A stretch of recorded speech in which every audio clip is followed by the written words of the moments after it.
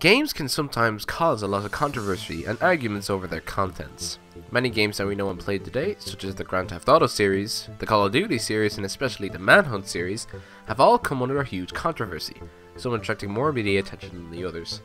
Today, we're going to be discussing those games and the ones that actually got banned in countries in our top 10 banned games. Coming in at number 10, we have the Manhunt series. It pretty much doesn't matter which game you choose, both have caused so much controversy with parents, politicians, and censorship offices that many countries have considered banning both games due to their extreme violence and gory execution-style death scenes. Australia and a few other countries have banned both games just for this, and quite oddly, Canada allowed this to be released under a movie? That does not make sense whatsoever. At number 9, we have Wolfenstein 3D, a game that's about a secret agent going to kill Hitler in his bunker. Well, what's the bother with that, you say? Well, there was a few issues. First, Hitler being a boss in the game. Second, the redundancy of Nazi emblems draped all over the walls, and the excessive amount of Nazi-like references in the game itself. It was so bad that Germany had to ban it, and only a year ago the curfew was released, and Germans could finally embrace the pixelated Nazis. Coming in at number 8, we have the Call of Duty series, the best-selling franchise of all time. Far be it from us to say it's not far from controversy either. All three Modern Warfares of the franchise are banned in the Middle East and in Russia, so that includes countries as Iran, Iraq, Afghanistan, because of the obvious anti-Middle East sort of stance the game has. Russia almost banned it because, well, anti-Russian stance in Call of Duty 4 and 6. And one thing's for sure, don't mess with Russians. Coming in at number 7, we have Left 4 Dead 2. Far be it from me to say the Australians are going to feature quite a lot in this top 10.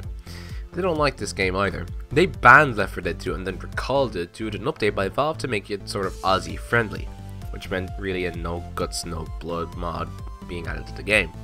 The Germans also opted for this package, resulting in many people buying an EU copy of the game in favour of bypassing the horrid lack of gore. I don't blame them either for that. I mean, who doesn't like seeing blood and guts and gore flying everywhere from zombie decapitation? Whoa!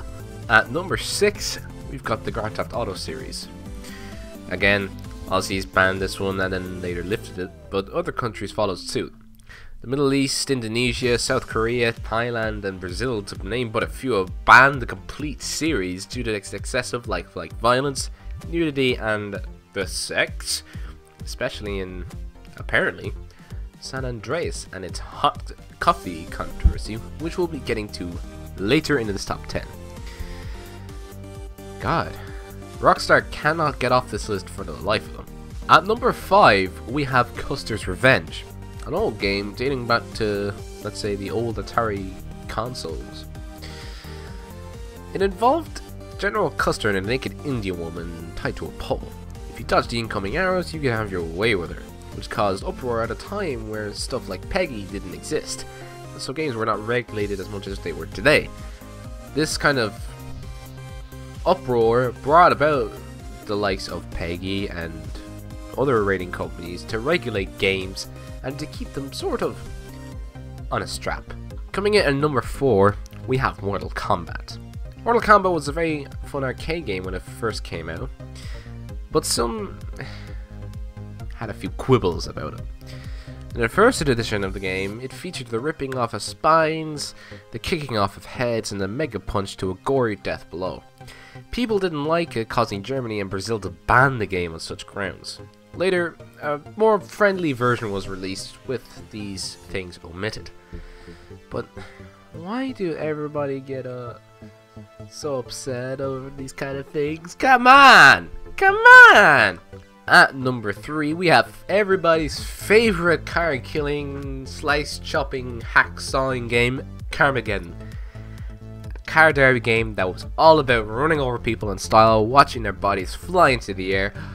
It was glorious, but it pissed a lot of people off as well, claiming it promoted violence and eventually led a 17-year-old student to kill a taxi driver in Carmageddon style. It was completely untrue, but it didn't stop the UK from banning it on such grounds.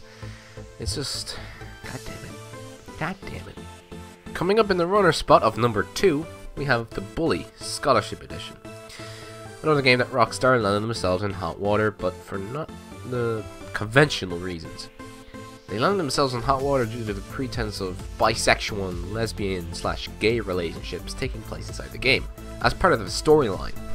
Now, far be it from, in today's standards, to have any, like, lesbian or gay people, you know, interacting in the school playground, but parents fear the worst, overreacted, and railed to have this game banned. A few countries did ban it due to what they saw was very suggestive themes, rather than the relationships that the game had in the storyline. Some people and their parents, eh? Standing high on the winner's podium, we have Grand Theft Auto San Andreas. More specifically, its Hot Coffee mini game mode. It was probably one of the most debated features of any part of the game of the first decade. I mean, people still rant on it about it today. Basically, what the game mode allowed you to do was have the sex in San Andreas, but it was sort of a cut down version of it. No protruding of boobies or no dicks. No, nothing like that. It could be activated by changing one value. Yes, one value. From 0 to 1, you could activate a large part of the game that was left disabled.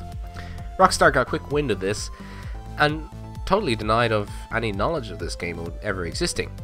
This was cast as a lie when modders of the console version, when that came out, modded the game to do what the PC version did. The debacle cost Rockstar somewhere in the region of $50 million, which made them very embarrassed indeed.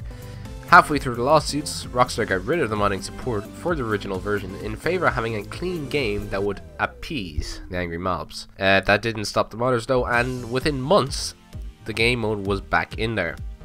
Version 2.0 had its 17 plus mature rating reinstated when the mode was cleared out, but when it was discovered modders could re-enable the game mode, it pushed it back up to adults only 18 plus. This caused Rockstar to issue a stark warning to all modders, vowing to take legal action against any subsequent sources that reveal how to access this part of the game, mainly cheat device code sites. Unfortunately, this didn't stop them, and Rockstar was eventually defeated by the GTA community and had to concede. A very eventful story. What's your thought? Give us a comment below. Or, if you want to check out VGU on the little website we got going on, you can do that onto the screen and on the links below. And until the next top 10, make sure you stay tuned for it. Give us a little suggestion of what you want to see in the top 10. This has been Robert O'Brien giving you your favorite little top 10s, and I hope to see you next time.